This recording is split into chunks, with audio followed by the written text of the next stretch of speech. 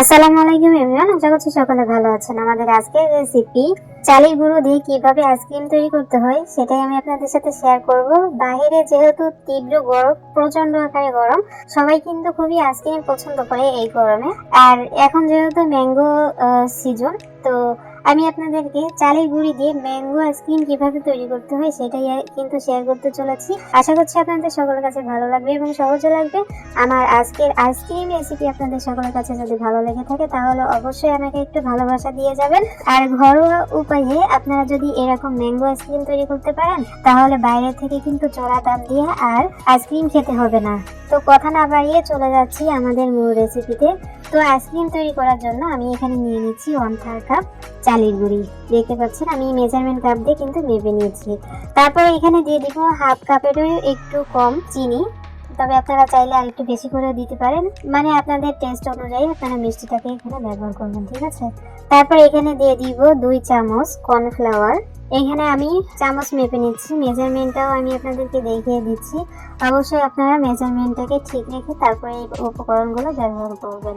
তারপর আমি এখানে দিয়ে দিব 1/2 কাপ দুধ, আমি মেপে নিয়েছি গুঁড়া দুধ, সেটাই আমি এখানে ব্যবহার করলাম। আপনারা চাইলে আরেকটু বেশি করেও কিন্তু দিতে পারেন। তারপরে আমি এখানে দিয়ে দিব 1 কাপ লিকুইড দুধ। 1 কাপ দেওয়ার পর তারপর আমি আরো হাফ এখানে ব্যবহার করলাম, অর্থাৎ 1.5 কাপ লিকুইড দুধ আমি এখানে ব্যবহার করেছি।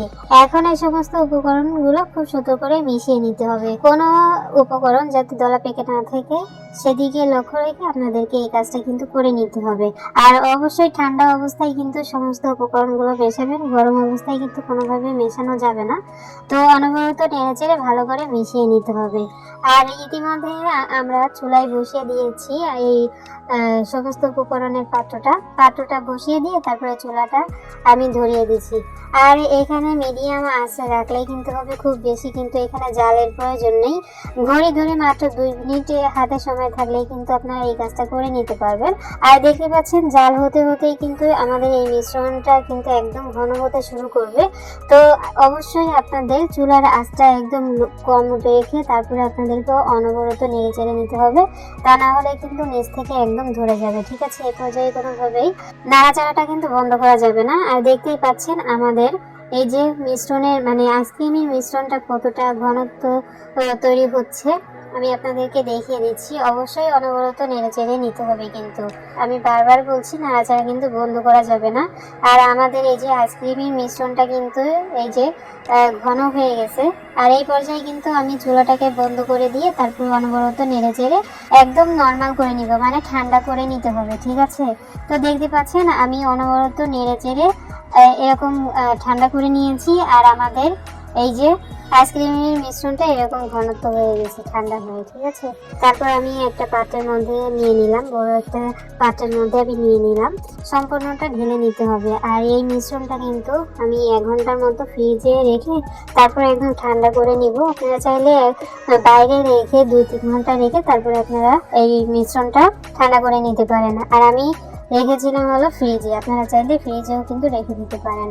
আর দেখতে পাচ্ছেন এখন ঠান্ডা হয়ে গেলে এরকম জমাট বেঁধে গেছে আর এরকম ঘনত্ব হয়েছে, দেখতে পাচ্ছেন। এখন আমি একটা বিটার দিয়ে এটা বিট করে দিব। আপনারা চাইলে ব্লেন্ডারের মধ্যে দিয়েও কিন্তু এটাকে ব্লেন্ড করে নিতে পারেন। আমার কাছে যেহেতু বিটার ছিল এই জন্য আমি একটু বিট করে নিচ্ছি। আর ভিডিওর মধ্যে দেখতে পাচ্ছেন আমি একটু আস্তে আস্তে বিট করছি, কারণ আমি তো অত্যন্ত গরিব, আপনাদের মতো অত বড়লোক মানুষ নই। এই জন্য আমার বিটারটা একদম খুবই কম দামে কেনা, এই জন্য আমি একটু ধীরে সুস্থে আর কি থেমে থেমে আমি এই মিশ্রণটাকে বিট করে নিচ্ছিলাম। তবে আপনাদের বিটারটা যদি অনেক দামি হয় তাহলে কিন্তু আপনারা এরকম স্লো কাজ না করে খুব দ্রুত কাজ করতে পারেন, ঠিক আছে। তো কথা বলতে বলতে আমাদের এই যে আইসক্রিমের বেটারটা প্রায় রেডি হয়ে এসেছে। আর এই পর্যায়ে আমি দিয়ে দিব হলো আমের পিউরি। আমি একটা পাকা আম এখানে ব্যবহার করেছি, তবে আপনারা চাইলে আরেকটু বেশি করে দিতে পারেন। আরেকটু বেশি লাগবে না, একটা আমেই কিন্তু যথেষ্ট। আর আমি আমটাকে একদম ব্লেন্ড করে তারপরে ছেঁকে নিয়েছিলাম। আমের মিশ্রণে কিন্তু কোনো ধরনের কোনো আঁশ রাখা যাবে না, সেদিকে লক্ষ্য রেখে আপনাদেরকে এই কাজটা করে নিতে হবে। এখন দেখতে পাচ্ছেন আমি অল্প অল্প দিচ্ছি। আর এটাকে আমি ওই যে সেই চালের গুঁড়ি তারপরে দুধের যে মিশ্রণটা ছিল সেইখানে আমি এখানে ব্যবহার করছি আর বিট করে নিচ্ছি অল্প অল্প করে। তো দেখতে পাচ্ছেন আমাদের ইতিমধ্যে কিন্তু প্রায় বিট হয়ে এসেছে, মানে ভালো মতো কিন্তু তৈরি হয়ে গেছে আইসক্রিমের মিশ্রণটা প্রায়। তারপর আমি আপনাদেরকে দেখিয়ে দিচ্ছি। কে কোথা থেকে আমার ভিডিওটি দেখছেন অবশ্যই লাইক কমেন্টস করে যাবেন। আমার নতুন যদি কোনো বন্ধু এসে থাকেন অবশ্যই আমার চ্যানেলটিকে সাবস্ক্রাইব করে পাশে থাকা বেল আইকনে ক্লিক করে নোটিফিকেশন অন করে রাখবেন, তাতে আমার সমস্ত নিত্য নতুন রেসিপির ভিডিও আপনারা পেয়ে যাবেন। তো দেখতে পাচ্ছেন আমাদের আইসক্রিমের মিশ্রণটা কিন্তু রেডি হয়ে গেছে। আর আমি আপনাদেরকে দেখিয়ে দিচ্ছি এই মিশ্রণটা, আইসক্রিমের মিশ্রণটা ঠিক কতটা ঘনত্বে থাকবে।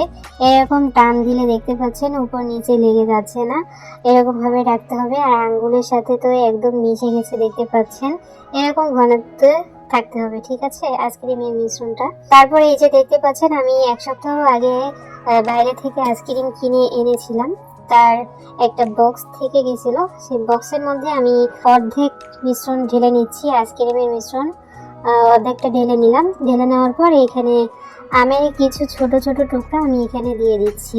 দিয়ে দেওয়ার পর এখানে আবারও অর্ধেক যে আইসক্রিমের মিশ্রণটা আছে সেটাকে আমি এখানে দিয়ে দিচ্ছি বাটির মধ্যে। আমি যতটুকু মিশ্রণ তৈরি করেছি আইসক্রিমের জন্য তাতে আমার পুরো 1 বাটি তৈরি হয়েছে। আমি তো এরকম বাটিতে তৈরি করে নিচ্ছি, আপনারা চাইলে আইসক্রিমের যে মোল্ড আছে সেগুলোতেও কিন্তু আপনারা আইসক্রিম জমাতে পারেন, ঠিক আছে। তো বাকি মিশ্রণটা দেওয়ার পর আমি এই যে উপর দিয়ে আরও কিছু আমের টুকরা দিয়ে দিচ্ছি। আমের টুকরা দিয়ে খুব সুন্দর করে সাজিয়ে দিচ্ছি, তাহলে দেখতে সুন্দর লাগবে।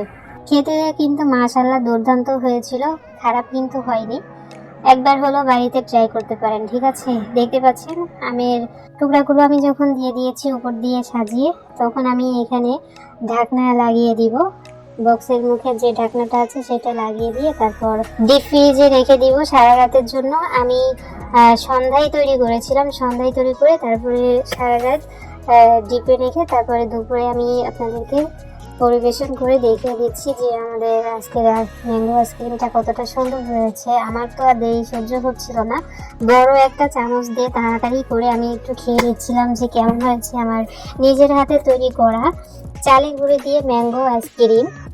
তো খেতে তো দুর্দান্ত হয়েছিল, আমার কাছে তো অসম্ভব মজা হয়েছিল। আপনারা বাড়িতে অবশ্যই একবার হলেও ট্রাই করবেন।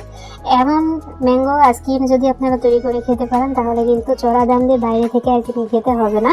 এরকম 1 বাটি তৈরি করে পুরো পরিবারের জন্য কিন্তু আপনারা এই আইসক্রিমটা তৈরি করে নিতে পারেন, ঠিক আছে।